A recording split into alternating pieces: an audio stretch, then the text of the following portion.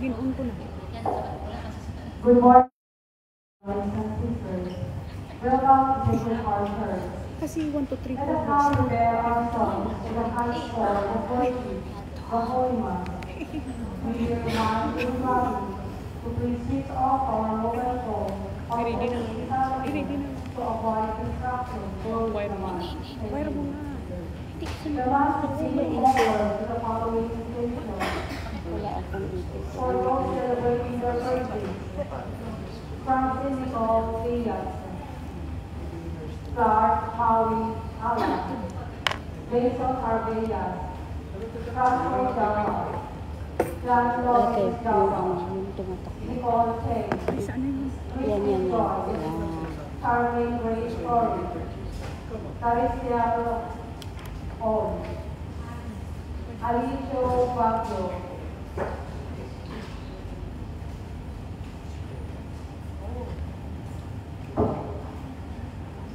for those offering direct giving, Sister Sonia Gaballoyo and family, Kelvin Chen, Joey Chen, Sister Cora Boy and family, Sister Marilyn Martin and family, Sister Judith Orlesa, Irene Alam and family, Sister Irene Inocencio and family, Organisa family, Sister Lilian Chen and family, Sister Michelle Antoine and family, Sister Mary Rose Nakashima and family, Sister Lourdes Daniela and family, Hindi ba cross to solve Sister yan? Antantoya family, Grace Villas and family, Kaya nga tinanong ko Java sa'yo. family, Juanito Palo and family, Lilibet Torres, So, kaya nga. Mr. and Mrs. Vincent Lego and family, Janet Fernandez, Saturday Catholic School.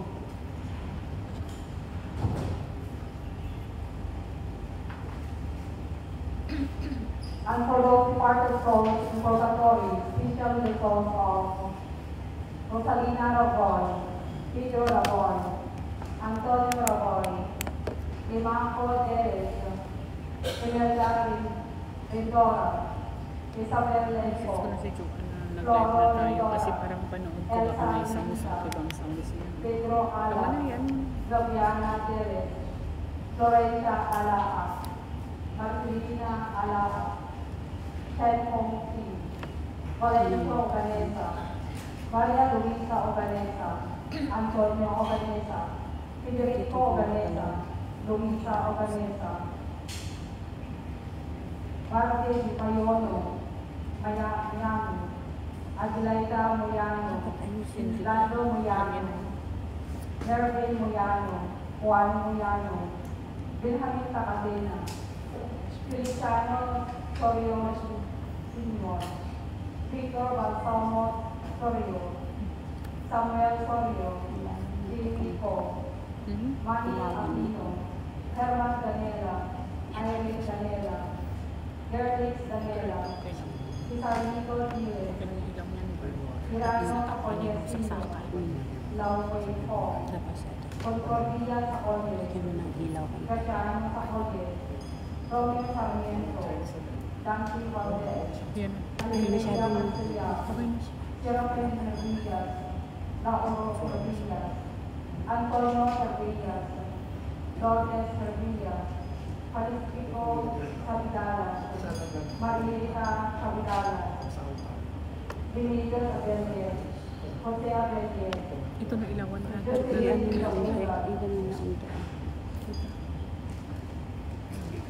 Federico Java, Molina Java, Ana Ripa, Maria Lima Paco, Delia Lucy, Okay. Alejo Lacpaccio, Maria Leticia Baccio, Janet Baccio, Apeliano Lido, Isabelita Lido, Lalaine Mabio, Elero Narinig Mabio, kayo. Rosemary Mabio, Narinig daw kita. Honya Nicole, Narinig kayo Dorita at Lona, ulitin dun. Filomena Arabe Fernandez, Indalicio Fernandez, Alberta Antonio Lopez, Manuel Ramirez, Falco Neri Ramos, Ano pa ba? The one that we are about to celebrate today is that in some ways it will be mankind. The Lord is my light and my salvation. Whom shall I fear? Wala din. The Lord is the stronghold of my life. Narinig daw tayo. Whom shall I rage? Paano? If Ito ba those yun? who go evil draw near, they stumble and fall. Our Mass decider is Reverend Father. Nakabaliktad yung tatlong pin nyo sa iPad. Please all stand and let the choir for the Baka, yan o, nabaliktad yan.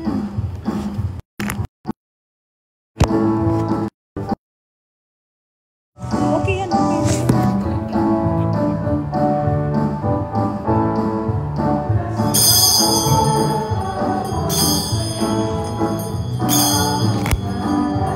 Tama yan. Yung ang pin lang yan ang magbabaliktad. Yung tatlong pin daw.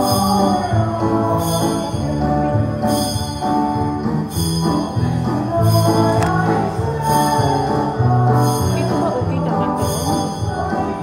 Hindi. Bakit pinaba? Mahirapan tayo yan na gano'n. Kailangan may i-review ako.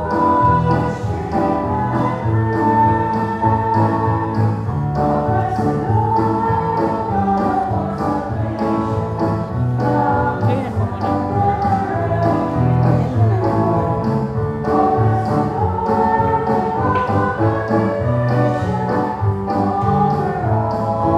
Ay, baliktad na. Ito sa baba. Baliktad mo.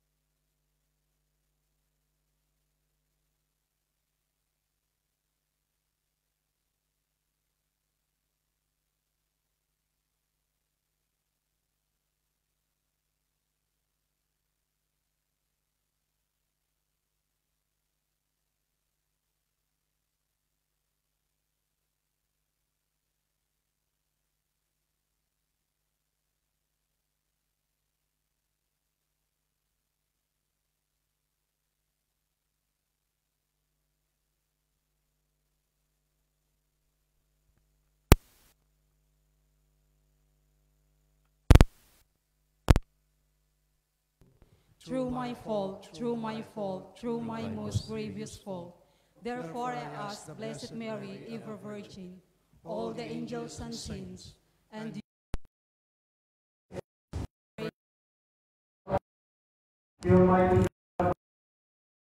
our sins and bring us to everlasting life.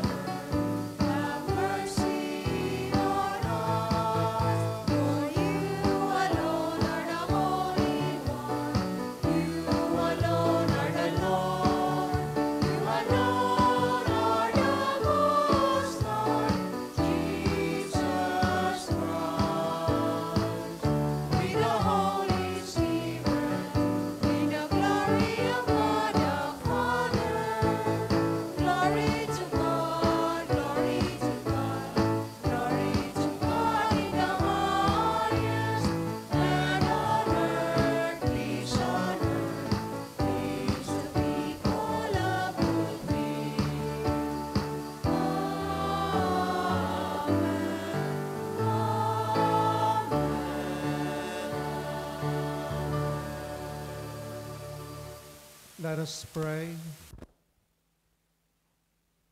O God, from whom all good things come, grant that we who call on you in our need may at your prompting discern what is right, and by your guidance do it. Through our Lord Jesus Christ, your Son, who lives and reigns with you in the unity of the Holy Spirit, one God, forever and ever. Amen. Please be seated for the liturgy of the word. First reading. The first man and woman fall from God's favor because of their decision to eat of the forbidden tree. But even in disappointment, God sees hope for his greatest creators. A reading from the book of Genesis. After the man, Adam, had eaten of the tree, the Lord God called to the man and asked him, "Where are you?" He answered, "I heard you in the garden, but I was afraid, because I was naked, so I hid myself." Then he asked, "Who told you that you were naked? You have eaten then from the tree of which I had forbidden you to eat." The man replied, "The woman whom you put here with me, she gave me the fruit from the tree, so I ate it." The Lord God then asked the woman, "Why did you do such a thing?" The woman replied, "The serpent tricked me into it, so I ate it." Then the Lord God said to the serpent, "Because you have done this, you shall be banned from all the animals and from all the wild creatures. On your belly shall you crawl, and dirt shall you eat all the days of your life. I will put enmity between you and the woman, and between your offsprings and ears. He will strike you at your head, while you strike at his heel." The word of the Lord. Thanks be to God. Responsorial Psalm. With the Lord there is mercy and fullness of redemption. With the Lord there is mercy and fullness of redemption. Out of the depth I cry to you, O Lord. Lord, hear my voice. Let your ears be attentive to my voice in supplication. Response. With the Lord there is mercy and fullness of redemption. If you, O Lord, mark iniquities, Lord, you can stand. But with you is forgiveness, that you may be revered. Response. With the Lord there is mercy and fullness of redemption. I trust in the Lord. My soul trusts in his word. More than sentinels wait for the dawn. Let Israel wait for the Lord. Response. With the Lord there is mercy and fullness of redemption. For with the Lord is kindness, and with him is in plenteous redemption. He will redeem Israel from all their iniquities. Response. With the Lord there is mercy and fullness of redemption.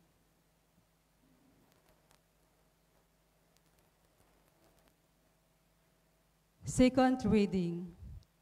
The trials of life only serve to encourage us to believe in Jesus who was raised, that we may be raised as well and dwell with him in God's glory. A reading from the second letter of St. Paul to the Corinthians. Brothers and sisters, since we have the same spirit of faith, according to what is written, I believe, therefore I spoke. We to believe, and therefore we speak, knowing that the one who raised the Lord Jesus will raise us also with Jesus, and place us with you in his presence. Everything indeed is for you, so that the grace bestowed in abundance and more people may cause the thanksgiving to overflow for the glory of God. Therefore, we are not discouraged. Rather, although our outer self is wasting away, our inner self is being renewed day by day. For this momentary light affliction is producing for us an eternal weight of glory beyond all comparison. We look not to what is seen, but to what is unseen. For what is seen is transitory, but what is unseen is eternal. For we know that if our earthly dwelling, a tent, should be destroyed, what have a building from God?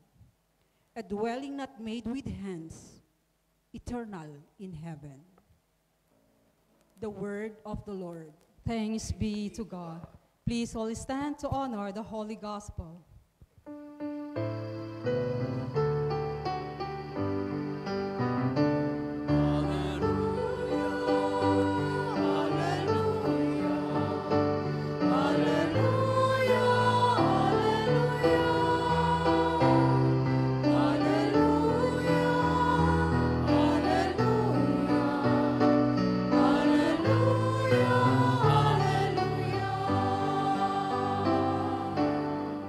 Now the ruler of the world will be driving out, says the Lord.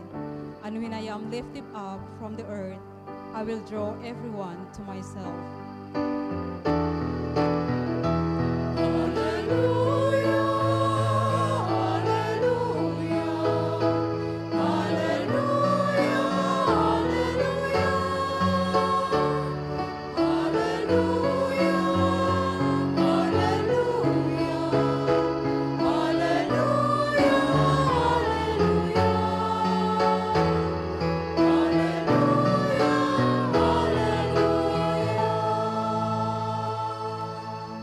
The Lord be with you. And with your spirit, The proclamation of the Holy Gospel according to Mark.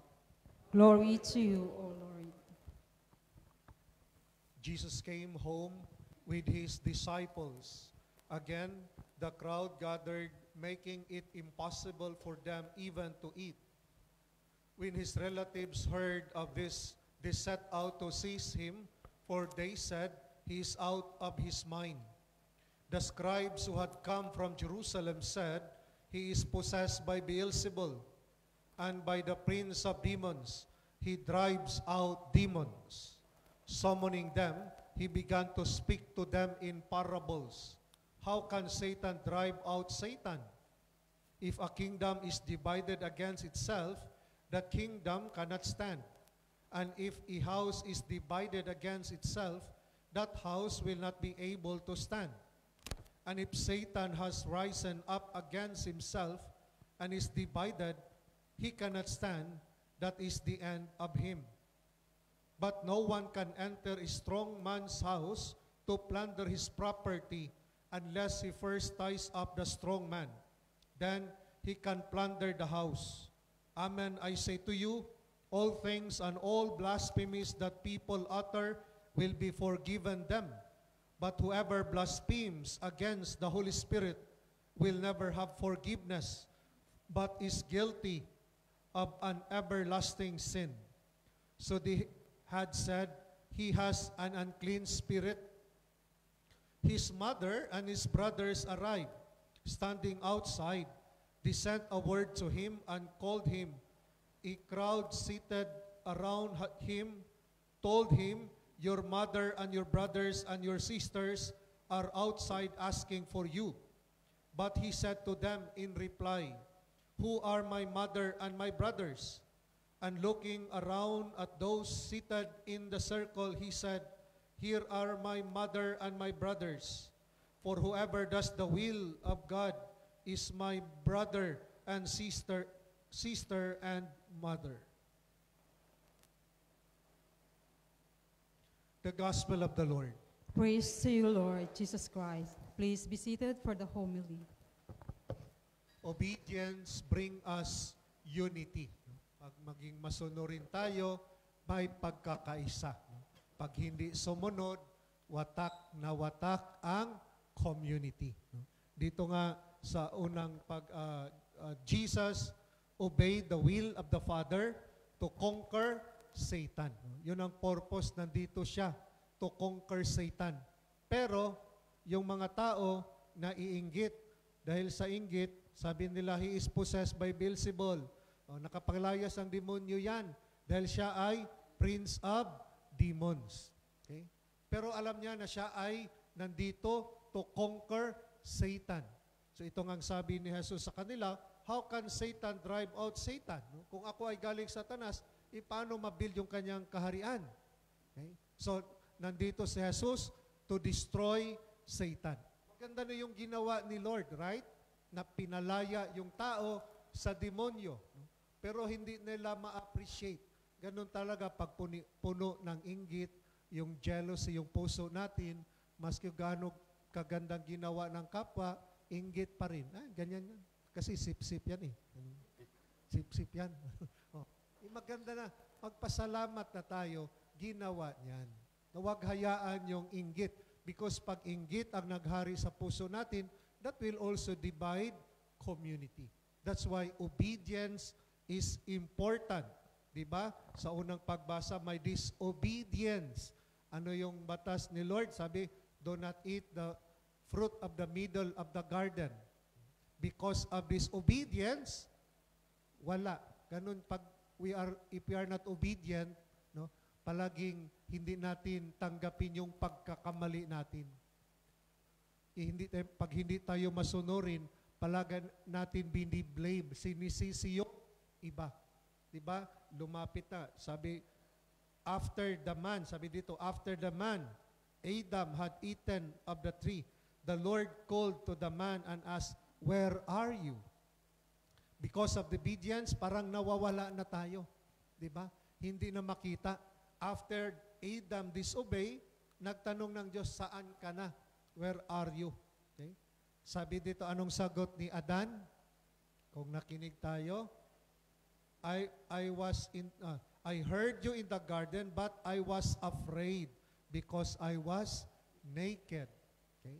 Ibig sabihin, pag we disobey to the Lord, mawawala maging naked, mawawala pala lahat. Diba? Binibless na siya because of disobedience, symbolism, no? Naging naked, wala na lahat sa kanya. Natakot. Okay? Because of the disobedience, puno ng takot. Hinanap lang naman siya. Nagtago. Diba ganun? Pag may mangulikta na, nagtago. Joke. Okay? So, ganyan yung disobedience. Puno ng takot. Tanong lang, ngayon, baka kinain mo baka sinuway mo yung utos ko. Pero sa anong sagot ni Adan? Dahil because of the woman, she gave me the fruit. Nagsisihan. Tinanong yung babae, why did you such thing? And the woman answered, because of the serpent. Dahil sa ahas. Yung ahas, wala nang lusot eh. Wala nang lusot. No? Ang punto naman dito, because of sin, parang nagsisihan na tayo. When we disobey, ayaw na tanggapin yung responsibility at nagsisihan. Okay? And that is why, because of pride, they were terminated doon sa paradise, sa Garden of Eden. Okay? Because of pride. Okay? And that is why, when we obey, i-bless ka ni Lord, pupunian ka ni Lord. Diba si Maria, obedient. That's why nagdasal tayo, Hail Mary, full of grace. Dahil obedient siya. Dahil dito, disobedient, nawala lahat. Naked, nahubad lahat, natanggal lahat ang mga biyayang binigay ni Adan. Okay? So ito yung hamon sa atin to obey. And obedience unite us as people of God. Dito nga sa ikalawang pagbasa, brothers and sisters, since we have the same spirit of faith according to what is written, I believe, therefore I spoke. I believe, therefore I spoke. Sabihin mo. We to believe, therefore we speak. No? Knowing that the one who raised the Lord Jesus will raise us also with Jesus and place us with you in His presence. Ibig sabihin, ang pananampalataya natin, i-express mo, i-share mo. I believe, therefore, we speak. Okay? I-share. Hindi lang yung pananampalataya mo sa sarili mo. Therefore, sabi dito, rather, the outer self is wasting away. Our inner self is being renewed day by day. Maganda tong sinabi dito, that sabi dito, for this momentary light affliction, yung light affliction, yung mga pagsubok, yung mga hirap sa buhay, is producing us an eternal weight of glory beyond comparison. Yung mga problema natin, sabi nga, may gatimpala yan. No? As we look not what is seen, but to what is unseen. For what is seen, kung ano daw yung makita, transitory. Dumadaan lang. Hindi siya permanent. Yung nakita mo, transitory yan. Tingnan mo yung katabi mo, nakita mo ba yan? O transitory yan. Okay? Yung material na bagay, transitory yan. Ang sabi dito, but what is unseen is eternal. Yung nakikita, ano daw yon? Transitory, temporary lang yon. What is unseen, ano daw? Eternal. Ano yon? Yung pananampalataya, yung pagmamahal, yung kabutihan natin, yung puso natin. Yun ang eternal. Ibig sabihin, makafocus ka sa eternal sa pananampalataya mo. Huwag mong ikumpara, bakit siya? Maraming ganito. Dahil gusto sunod, gumawa ka ng hindi magandang bagay para ikumpara mo yung buhay mo sa Kanya. What is important? Yung pananampalataya mo, pagmamahal mo. Okay? Yung pananampalataya, yun ang eternal. Diba? May kanta ngayong Asinoon, diba? Nakita mo na ba ang mga bagay na dapat mong makita? Nagawa mo na ba ang mga bagay na dapat mong ginawa? Kalagan na ang tali sa paa, imulat na ang iyong mga mata, kay sarap ng buhay, lalo na't alam mo kung saan papunta. Diba? Ang faith natin, kung makikita natin yung faith natin, panghawakan natin, yun ang magbigay ng direksyon kung saan tayo papunta. Diba? Sa kaharian ng Diyos. No? Pero pag hindi mo alam, nabubulak ka na sa material na bagay, maski meron ka na, feeling mo parang kulang pa rin. Meron ka na, kulang pa rin. May asawa na, kulang pa rin. Kasi hindi mo nakita yung pananampalataya. Hindi mo nakita, sabi ni San Pablo, what is unseen, na magdala sa eternal. Pag nakita mo ang pagmamahal ng Diyos, no, talagang feeling mo, complete ka na. Pero pag hindi mo maranasan ng Diyos sa buhay mo, palaging kulang. Diba? That's why sabi nga ni San Agustin, famous saying of Saint Augustine, my heart is restless, O Lord, until it finds rest in you. Okay. Pag wala ka sa puso ko, Lord, talagang restless pa rin ako, Lord. Pero pag nasa puso ka na, Lord, enough na lahat, Lord. Wala nang kulang, Lord. Wala nang kulang. Ikaw na lang, ikaw, Lord, ang nagbigay ng meaning, direction ng buhay. And that is the power of faith. And that is why obedience lead us to that faith. The more we obey, the more na masunurin tayo sa Panginoon, may direction ang buhay. Okay? Nasa kabila ng mga sabi nga dito, mga light affliction, mga problema, alam mo na ginagabayan ka pa rin ni Lord. Okay? Kasi ang light affliction, sabi dito, produce eternal weight. Ibig sabihin, may gantimpala. Huwag ka lang gi-give up. Alam mo, nandito ka every Saturday, nagsisimba ka, nag-sacrifice ka, nag-mission ka, because alam mo na may direksyon ang buhay mo. Pero pag ang buhay natin walang direksyon, kung saan-saan na lang, kung saan ang oso, doon ka na rin. Walang direksyon. Pero tayo, dahil nakita natin si Lord sa buhay natin, convinced na tayo. Mga pagsubok, mga trials, pero alam natin yung direction natin. So the readings today reminds us, no, that our faith brings us unity.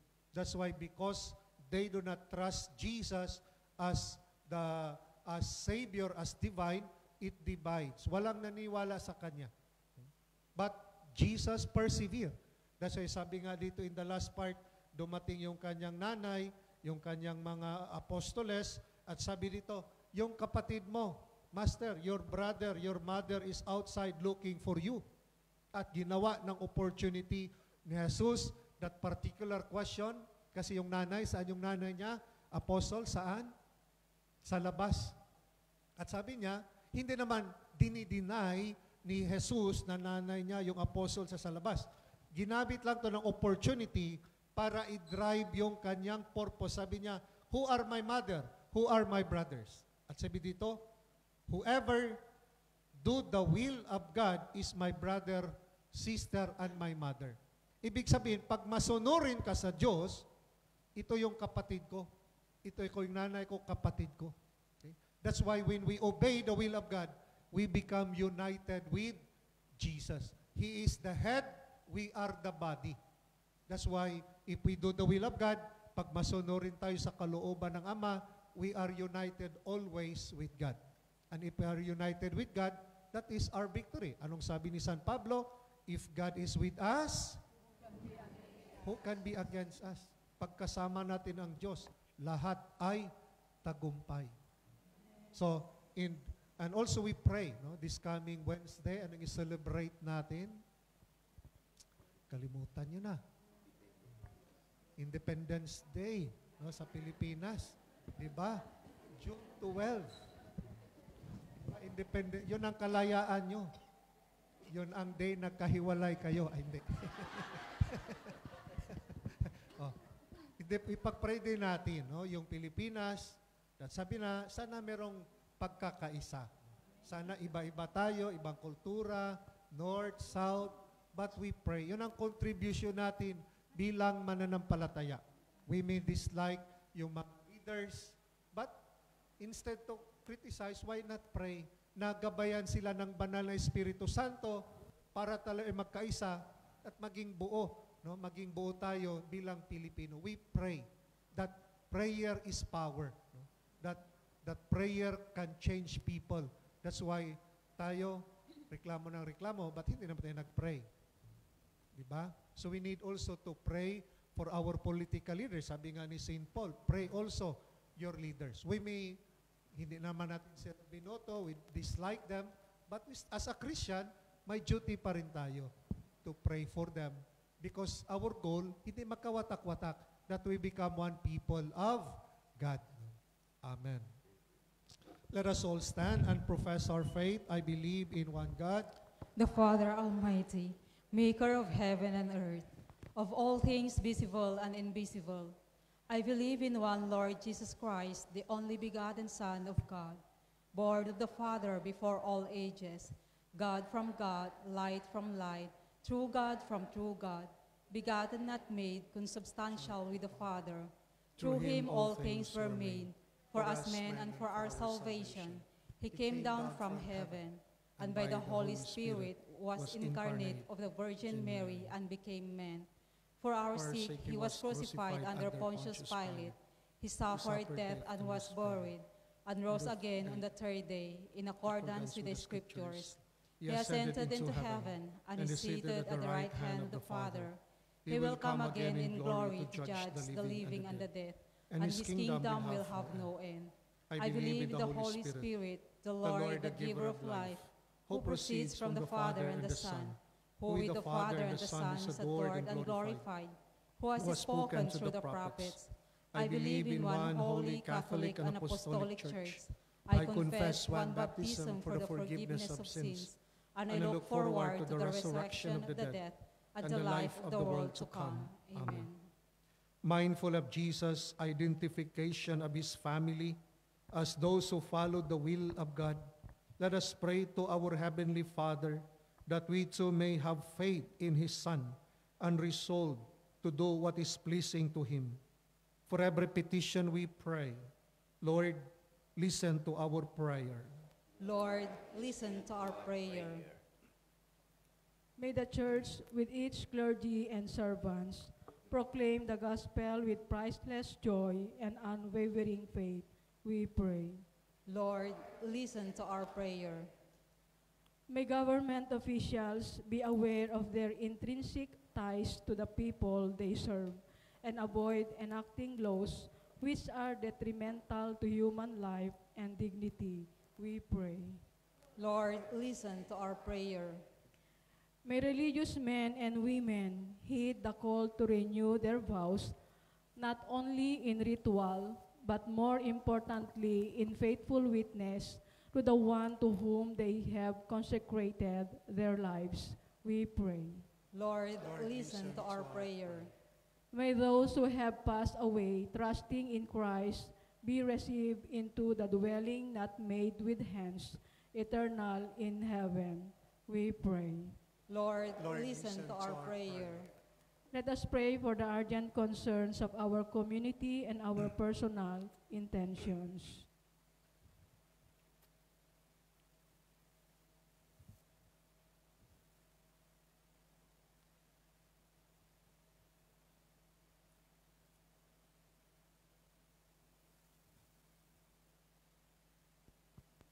We pray.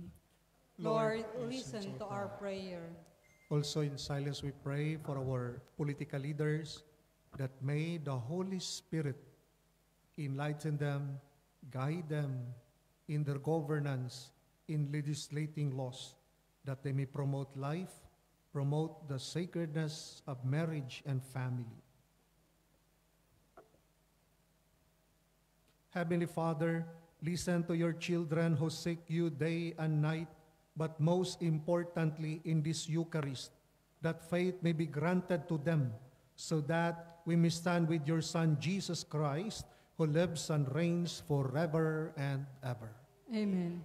Please be seated for the liturgy of the Eucharist, presentation of the gifts.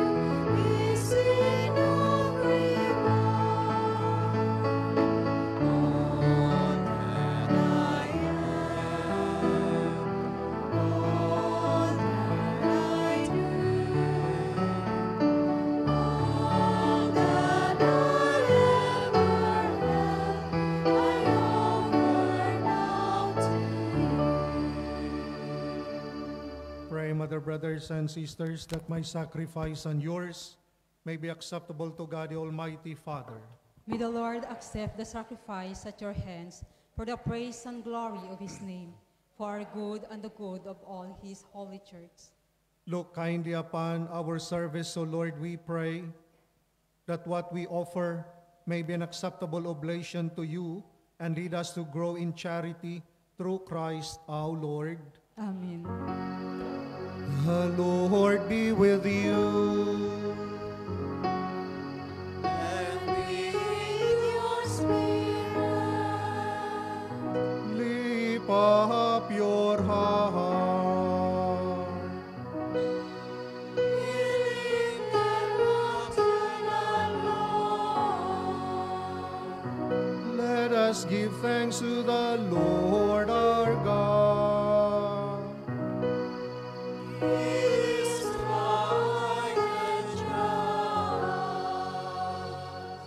It is only right and just, our duty and our salvation, always and everywhere to give you thanks, Lord, Holy Father, Almighty and eternal God, through Christ our Lord.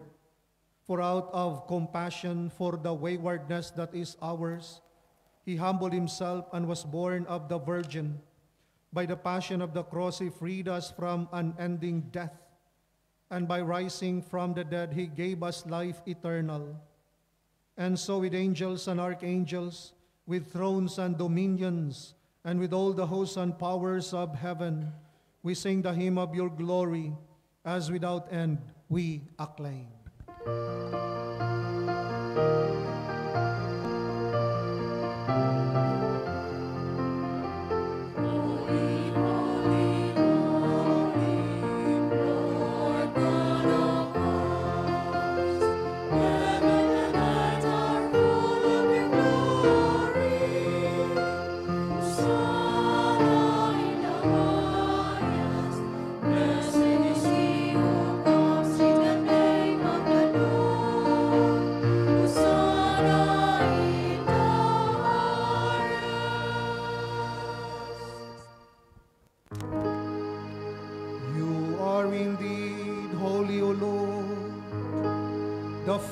Of all holiness, make holy therefore these gifts, we pray, by sending down your Spirit upon them like the dewfall, so that they may become for us the body and blood of our Lord Jesus Christ.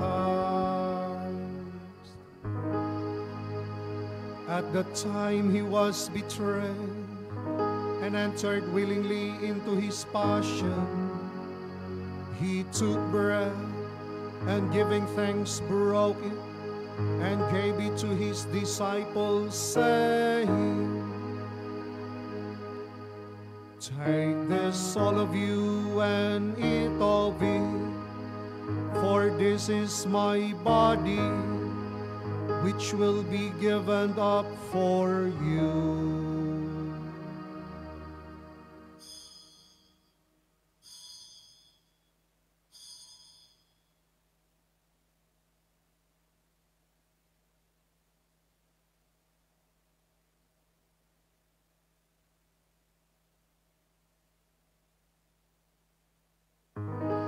In a similar way, when supper was ended, he took the chalice, and once more giving thanks, he gave it to his disciples, saying,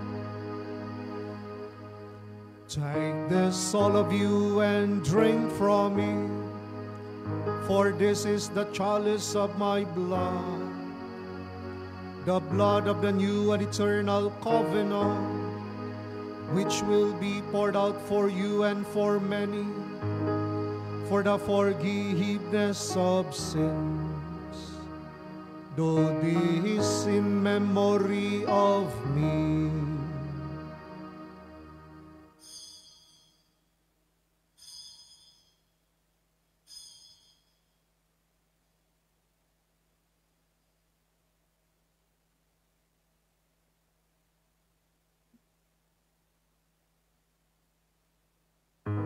The mystery of faith.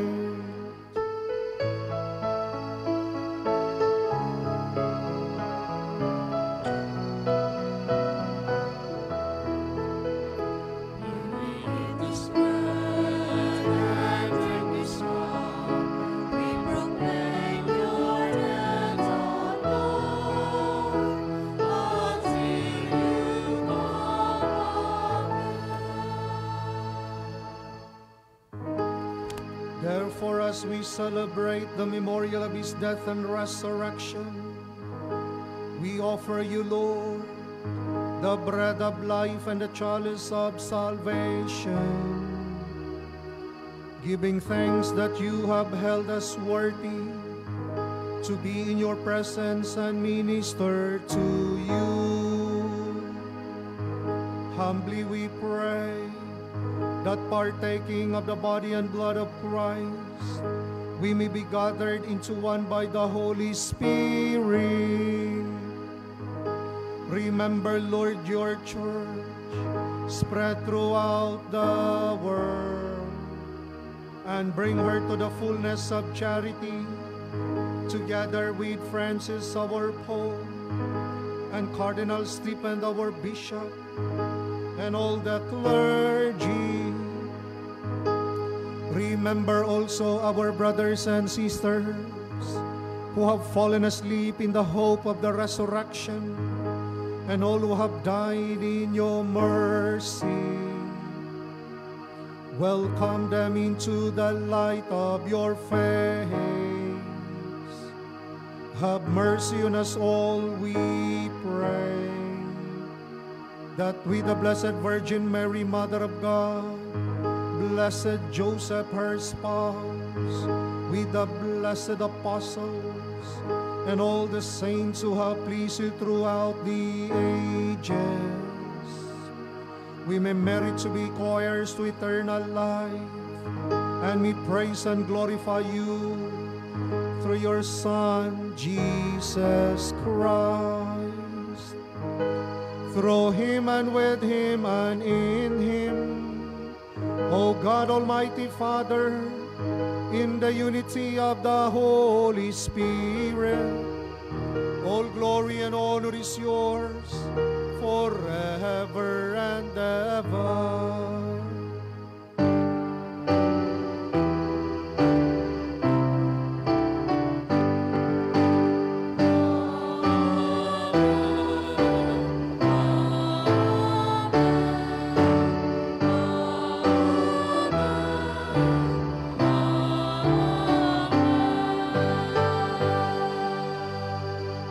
As one body of Christ, let us unite our minds, our hearts as we pray the Lord's Prayer.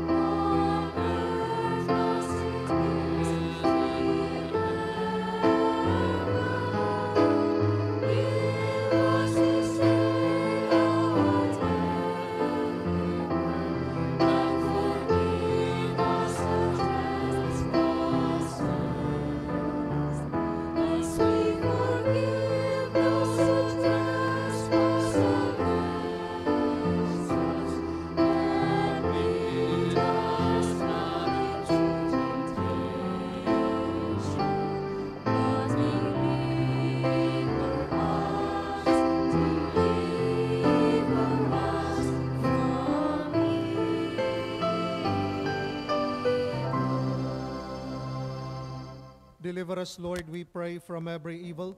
Graciously grant peace in our days, that by the help of your mercy we may be always free from sin and safe from all distress, as we await the blessed hope and the coming of our Savior, Jesus Christ.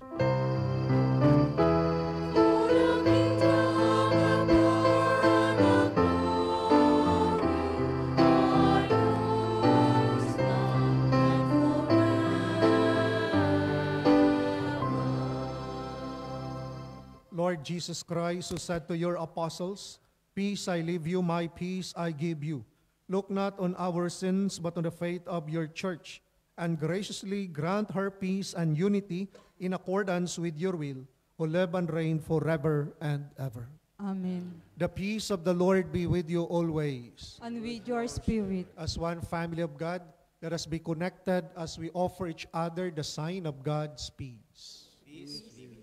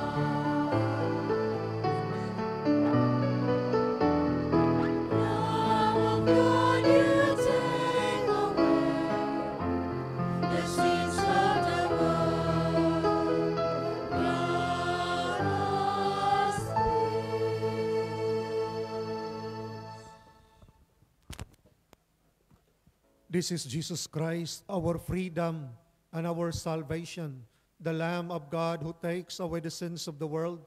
Happy are we who are called in this sacred meal. Lord, I am not worthy that you should enter under my roof, but only say the word, and my soul shall be healed.